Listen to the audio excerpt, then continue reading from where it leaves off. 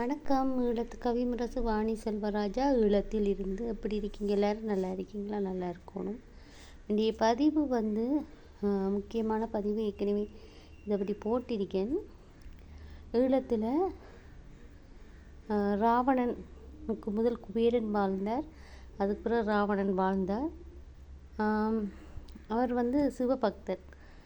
இப்போ அவர் உங்களுக்கு தெரியும், திருவோணமலையில் கன்னியா நீரூற்று தன் தாயின் கிரியைக்காக வேண்டி அதை செய்ய அவர் கட்டின உருவாக்கின கிணறு. அது ஒரு பக்கம் இருக்கட்டும். இப்போ ராவணன் சிவபக்தர். இப்போ நான் என்ன சொல்ல வரேன்டா, அவர் என்ன ஜாதி பேதம் ஒன்றும் இல்லை. சிவனை வழிபடுறதுக்கு ஜாதி குலம் பேதம் ஒன்றும் இல்லை. சிவனை வழிபடுறவன் எல்லாரும் தமிழன் தான். அந்த முன்னிலையில் நான் இப்போ தான் சொல்ல வரேன். அப்போ ராவணர் ஈழத்தை அந்த லங்கைன்னு சொல்லுவாங்க. இப்போ அதுக்கு பிறகு ஈழம் வந்தது. அந்த ஈழத்தில் மாமாங்கேஸ்வரர் ஆலயம் அது ராவணனை கொண்ட பிறகு பிரம்மஹத்தி தோஷம் வந்ததாக ஒரு வரலாறு இருக்கு. இன்னொரு வரலாறு ராமர் சிவனைத்தான் வழிபட்டு அந்த நேரம் வந்தபோது பூசை செய்கிறதுக்கு அந்த டைம் வரக்குள்ள மாமங்கேஸ்வரர் ஆலயத்தில் அந்த இப்போ இருக்கிற ஆலயத்தில் மண்ணால் பிசைஞ்சு பிடிக்கப்பட்ட லிங்கம் அவர் ஆஞ்சநேயர்கிட்ட அனுப்பிடுவேர். விந்திய மலையில் போய் ஒரு லிங்கத்தை எடுத்துவான். அங்கே போய் வாரத்துக்கிடையில் நேரம் போயிட்டு இப்போ சிவனப்பா வழிபடுற நேரம் ஆயிட்டு. அப்போ என்ன செய்தாங்க, மண்ணை பிசைஞ்சு கோதண்டத்தை ஊண்டி நீர் எடுத்து பிணைஞ்சி மண்ணால் லிங்கம் செய்து பூசை செஞ்சு இடையால் வரக்குள்ள ஆஞ்சநேயர் தன் கையில் இருக்கிற லிங்கத்தை பார்த்து கவலைப்பட்டு, எந்த லிங்கத்தை நான் என்ன செய்யணும், அதையும் வாங்கி பூசை செஞ்சுட்டு கொண்டு வந்த லிங்கத்தை அவர் கோதண்டை மூண்டி எடுத்த நீர் ஊற்றாக மாறும்போது அந்த தண்ணியில் போட்டுட்டு, அதாவது குளத்தில் போட்டுட்டு இதை பிசைஞ்சதை மண்ணை எடுத்து அது கல்லாயிட்டு.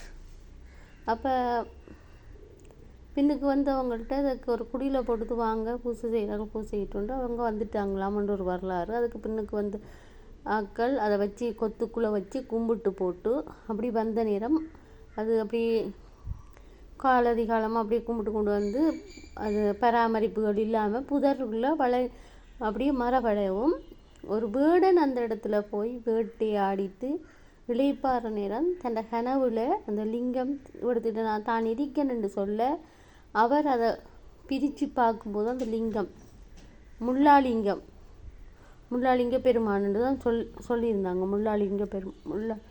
முள்ளாலிங்க பெருமான் இருந்ததாகவும் அந்த பெருமானுக்கு பிறகு கொத்துக்குள்ள அமைச்சு பூசை செஞ்சதாகவும் அந்த பூசையின் பிறகு ஆடவ சௌந்தரி அதை பிற்காலத்தில் அதை வழிபட்டதாகவும் அவட மார்பு 3 மார்பு கொண்டதாக இருந்ததாகவும் அவள் அவள் கன்னித்தன்மையை அவள் வயதாகியும் கன்னித்தன்மை, அதாவது பருவமடையாததால் அவள் அந்த தோஷத்தையும் ஆண் ஆதிக்கமாக இருந்ததையாம். இந்த குளத்தில் காசியப்பன் முனிவர் அதுக்கு முன்னாடி அந்த குளத்தில் காசியப்ப முனிவர் கங்கா ஜமுனா காவேரி என்று நவ தீர்த்தங்களை அந்த குளத்தில் ஊற்றிருக்கிறார். அதுவும் பிற்பாடி இவ அதில் மூழ்கி எழும்பினோடனே அவனோட 3வது முலையும் இல்லாமல் போய் அவைக்கு அந்த தோஷமும் இல்லாமல் போய் அழகியாக ஒரு கன்னியாக மாறினதாகவும் அந்த வரலாறு அவரோட ஆட்சியின் போது. அப்போ அது பின்னடைவில் அந்த லிங்கம் இதுவரைக்கும் லிங்கமாகத்தான் அன்றைய காலத்தில் வழிபட்டது. இடையில் என்ன நடந்தது என்றது யாருக்குமே தெரியாது. மறைக்கப்பட்டதா இல்லை அழிக்கப்பட்டதான்று தெரியாது. அது அந்த மூலவர் லிங்கம் நான் அறிய 6 வயசில் இருந்து அது லிங்கமாக தான் பூசை நடந்தது. அதுக்கு காதோ தும்பிக்கையோ வைக்கல, தனி லிங்கமாக தான் பூசை செய்யப்பட்டது. இடையில் ஒரு குறிப்பிட்ட வயசு, ஒரு 8-9 வயசு இருக்கும்போது அதுக்கு 2 காது வச்சுருந்தாங்க. 2 காது மட்டும். அது எனக்கு என்ன அப்போ தெரியாது. பிறகு வளர்ந்து வர நேரம் அது பிள்ளையாராக வழிபட்டது. எனக்கு நான் என்ன சொல்ல வரேன்டா, அங்கே பிள்ளையாரை நீங்கள் வழிபடுறது படாது, நான் எந்த சாமியும் வழிபட வேணாம் என்று சொல்கிறதுக்கு நான் வன்முறையாக வரலை. அந்த கோயில் வரலாறு வந்து சிவனுடைய வரலாறு. அப்போ நம்ம அதை புதைக்கும் போதும் நம்மளோட வரலாறு, நம்மளோட பண்பாடுகள் எதிர்கால சந்ததிக்கு இந்த கதைகள் மறைக்கப்படும். நீங்கள் பிள்ளையார் வழிபடும் போது அப்போ சிவன் இல்லையா, பிள்ளையாரா இந்த கதை? அப்போ இங்கே ராமர் கோயில் கட்டலையா? அப்போ இந்த ராமர் கோயில் என்ன ஆச்சு? அப்போ அவர் ராமரே இல்லையா? அப்போ ராவணன் இருக்கலையா, ஆளலையா? இப்படி பல கேள்விகள் கேட்கப்படும். அப்போ ஒரு ஆள் வந்து அதை நிரூபிக்கணும். அப்போ இந்த காலகட்ட கதையை எங்களோட தாத்தா விட்டு தாத்தாவோட தாத்தா சொல்லி, தாத்தாக்கு தாத்தா சொல்லி, தாத்தாவோட தாத்தா எனக்கு சொல்லி, எனக்கு பிறகு அப்பா இருக்கிறார், சரியா? அப்போ அந்த காப்பாற்ற வேண்டிய சூழ்நிலை வந்து பொய்யை மறைக்கலாது. இப்போ காலகட்டம், இன்றைய காலகட்டம். அப்போ பொய்யை மறைக்கலாம். நீங்கள் எப்படி வேணுமென்னாலும் கும்பிடுங்க. உங்களுக்கு லேசுக்காண்டி கும்பிட்றீங்களா, என்னதுக்காண்டி கும்பிடுறீங்க? பிள்ளையார் வந்து முதல் வழிபடக்கூடிய தெய்வம். நான் அதுக்கு மறுக்கல்ல, பிள்ளையாருக்கும் தெரியும். எனக்கும் பிள்ளையாரோட நல்லா ரொம்ப பிடிக்கும்.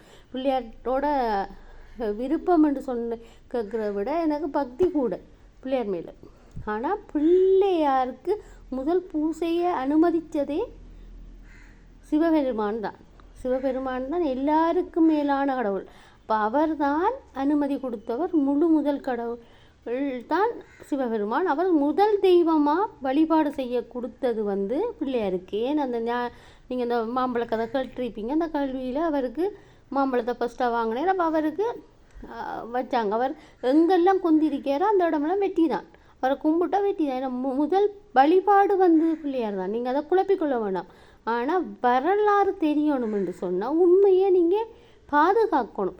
அன்றைய காலத்தில் கொக்கடிச்சோலையாக இருக்கட்டும், எந்த சிவன் கோயிலான்னு 4 நாளரைக்கு பூசை செய்வீங்க. அந்த 4 நாளரைக்கு பூசை செய்ய கஷ்டத்துலையா நீங்கள் மாற்றினீங்க, இல்லை என்னன்னு தெரியா? ஏன் நீங்கள் அங்கே மாற்றினீங்கன்றதும் தெரியா? உண்மையை சொல்ல வேண்டிய நேரம் காலகட்டம் வந்துது, சரியா? எவ்வளவு தலங்களில் நீங்கள் என்னதான் செய்தாலும் மூலவர் வந்து சிவபெருமான் தான். மாமாங்கேஸ்வரர் வந்து சிவன் தான், சிவ வழிபாடு தான். அப்போ நீங்கள் மூலவர் வந்து சிவனுக்கு வழிபடுங்க, பிள்ளையாருக்கு முக்கியத்துவம் கொடுங்க. ஆனால் சிவனன் நின்று நீங்கள் ஆக்களுக்கு அதை சொல்லுங்க. அப்போ மாமாங்கேஸ்வரர் வந்து சிவன் தான். குருந்த மரம்தான் முன்னுக்கு இருக்கிற குருந்த மரம் தான் தலைவிருட்சம். குருந்த மரத்துக்கு கீழே யார் இருந்தார்?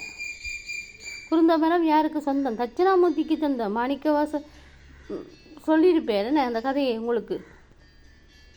பெரிய நெறியாக்குனது, நெறிய பெரியாக்குனது எல்லாம் உங்களுக்கு தெரிஞ்சிருக்கும். இந்த கதை வந்து இப்போ என்னுடைய கேள்வி எல்லாம் என்னன்னு சொன்னால், சிவ வழிபாடு, அதாவது சிவன் கோயில், அது வந்து மண்ணால் செய்யப்பட்டதும் கல்லாக மாறி பாதாளம் வரைக்கும் இருக்கு. தோண்டினா கலராது, நீங்கள் மாற்றி தோண்டி பார்த்தாலும் வராது. அப்போ ஏன் நீங்கள் அதை மறைக்க வலிக்கிறீங்க? அன்றைய காலத்தில் மறைச்சிங்க, சரி பாதுகாக்கணும். இன்றைய காலத்தில் ஏன் மறைக்கிறீங்க? அப்போ அப்படியெல்லாம் செய்யாதீங்க. நீங்கள் வருங்கால சந்ததிகள நம்மளோட தமிழர்கள வரலாறுகள் பாதுகாக்கப்பட்டால் தான் தமிழர்கள் குடியிருந்தாங்க, வாழ்ந்தாங்க என்ற சரித்திரம் வந்து மற்றவர்கள கையில் கிடைக்குமென்றது தான் என்னுடைய எண்ணம். உங்களுக்கு முரண்பாடு இந்த மாமங்கீஸ்வரரில் நிர்வாகங்கள்லேயோ இல்லை பரிபாலன சபையிலையோ ஐயர் மேலேயோ எனக்கு இதில் எந்த ஒரு கோபமோ தாபமோ இல்லை. என்னுடைய எண்ணம் கவலை எல்லாம் என்னன்னு சொன்னால், சிவனை நீங்கள் ஏன் மறைக்கிறீங்க? அழிக்கிற கடவுள் என்று மறைக்கிறீங்களா? இல்லை என்ன காரணத்துக்காக அந்த மூலஸ்தானத்தில் இருக்கிற சிவனப்பாவை பிள்ளையாராக மாற்றினீங்க? ஏன் அவரை வழிபட மறைச்சிங்க என்றது தான் என்னுடைய கேள்வி. மாமங்கீஸ்வரராக வழிபடுங்க. அவர் சிவன், அவர் எல்லாரோடையும் இரக்கமான கடவுள். நீங்கள் பொய்யான புனையான கதைகளை சொல்லி மாற்ற வேணாம். நீங்கள் பிள்ளையாருக்கு முன்னுக்கு ஒரு பிள்ளையாருக்கு பூசையை செஞ்சு மூல விக்ரம் சிவனப்பாவுக்கு பூசையை செய்யலாம். அந்த நீங்கள் அப்படி பாதுகாத்த வரலாறு பாதுகாக்கப்படும். இப்படியெல்லாம் பேராக்கள் வந்து பௌத்தந்தான் இருந்தது, சிங்களந்தான் இருந்ததுன்னு சொல்ல மாட்டாங்க. நீங்கள் வரலாறு தூக்கி தட்டி காட்டினாலே போதும். அரசாங்கத்துக்கு தான் கொடுத்து போட்டிங்களே கோயிலை. அப்போ அந்த அரசாங்கம் எது வேணுமுன்னாலும் செய்யலாம். உங்களோட கட்டுப்பாட்டுக்கு ஏறிக்கு கோயில். மாமாங்கேஸ்வரர் சிவனைத்தான் வழிபடுறீங்க. மாற்ற வேணாம், பேரை தயவு செய்து மாற்றாதீங்க. நன்றி, வணக்கம். ஈழத்து கவிமுரசு வாணி செல்வராஜா, ஈழத்திலிருந்து யாதும் ரம்யா சிவமங்கையர். நன்றி.